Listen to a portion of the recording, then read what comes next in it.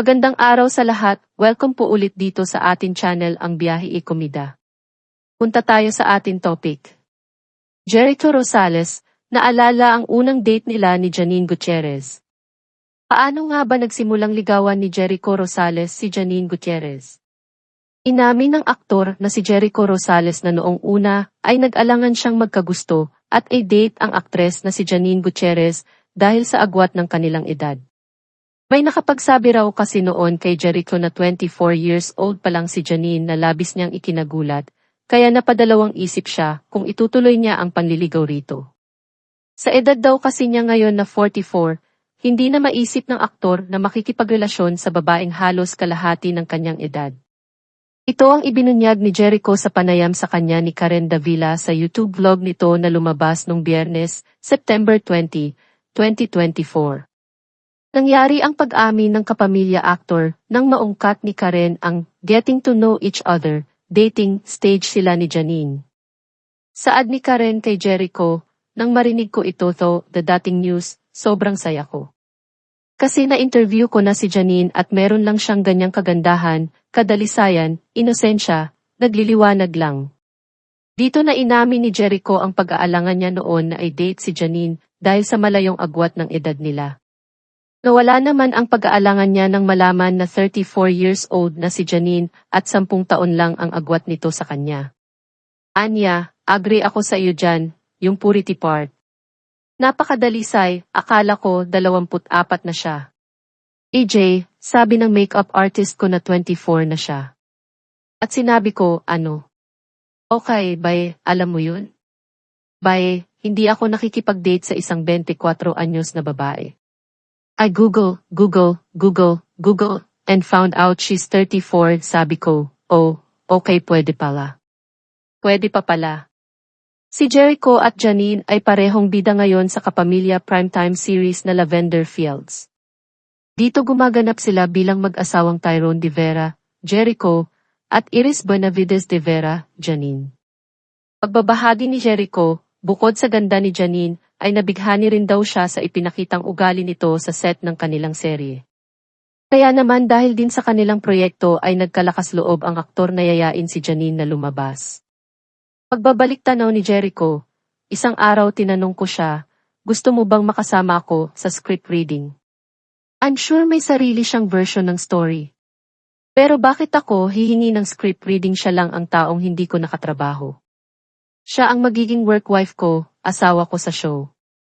Lahat ng desisyon na gagawin ng karakter ko sa show ay dahil sa relasyon na meron sila. Ito ay hindi ilang mga madaling nagtatrabaho relasyon. Kailangan naming kaya sinabi ko sa aking ulo, kape. Pagbabasa ng script at kape. Mabilis naman daw na pumayag si Janine na makipagkita sa kanya para mas lalo silang magkakilala na kailangan para sa kanilang mga eksena. Kwento ni Jericho, dala ko ang iPad ko tapos nagkita kami sa isang cave. Inilabas ko ang iPad ko at nagsimula siyang tumawa. Siya ay tulad ng banal na Diyos, mayroon kang isang iPad. Sabi ko, wow, work meeting ito. To cut the long story short, 6 hours later hindi na namin nabuksan ang iPad. Ako kasi, nauwi sa parang Japanese food sa 3 p.m. tapos pumunta siya sa Lola Pilita Corrales niya at yun na. At ako, wow, pwede akong gumastos ng parang 3 oras na kausap ang babaeng ito. Doon ko naramdaman ang isang bagay. Ang pagiging kalmado at malambing ni Janine ang isa sa mga bagay na nagustuhan daw ni Jericho sa aktres. Bukod pa rito ang pagiging magaling at maingat ni Janine sa pagdedesisyon sa mga bagay-bagay. Ani Jericho, mahinahon siyang kausap, isang sweet na tao na parang halos hindi nagagalit sa kahit ano. She handles herself really well, with such humility. Siya yung tipo ng tao na, okay, a no is a no and a yes is a yes, at alam niya ang mga desisyon niya, at ginagawa niya ito sa napakamakinis at malambot na uri ng paraan. Parehong single sina Jericho at Janine sa ngayon. Ang huling naiugnay kay Janine ay si Paulo Avellino, pero hindi nila opisyal na kinumpirma kung nagkaroon sila ng relasyon at kung kailan sila naghiwalay. Si Jericho naman ay hiwalay na sa asawang si Kim Jones, at naisapubliko iyon noong January 2024. Noong April 17, 2024, iniulat ng Pep Troika na may source na nagsabing sumubok manligaw si Jericho kay Catherine Bernardo. Dumalo pa si Jericho sa birthday bash ni Catherine sa El Nido, Palawan, noong Marso. Pero sinasabing mas boto umano ang ina ni Catherine sa isa pang napababalitang manliligaw ng dalaga na si Alden Richards. Panooring ang pag-react ni Janine Gutierrez sa atensyon na nakuha ng kanyang gown sa Venice Film Festival, Bay Troika Talk. For the festival naman itself, the star talaga was the film. So, yung reviews, kung ano yung reception ng mga nakanood, I think nagdagdag pa nga sila ng screenings for Phantosmia. So, I think it had a really good reception. And alam ko na sabi din nila, Direk Laven at Hazel, our producer, na may mga iikutan pa siya na festival at magkakaroon din siya dito sa atin. So, I think na, syempre, yung star pa rin talaga yung film. Pero I think also na yung fashion and yung films, they go hand in hand eh. Kasi yung mga iniidolo ko ding artista like Lady Gaga or yung mga ganyan, they always use then the red carpet publicity para to divert the people to check out, ano ba tong pelikula niya?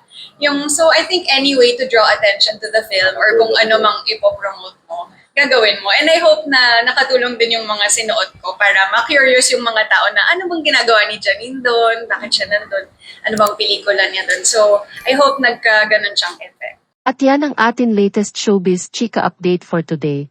Huwag kalimutan mag-subscribe, click the notification bell for more showbiz chika updates, like and share the video at pakisuportahan po ang atin Facebook page. Maraming salamat sa lahat ng nag-subscribe. Indeed. Magandang buhay sa lahat, paalam.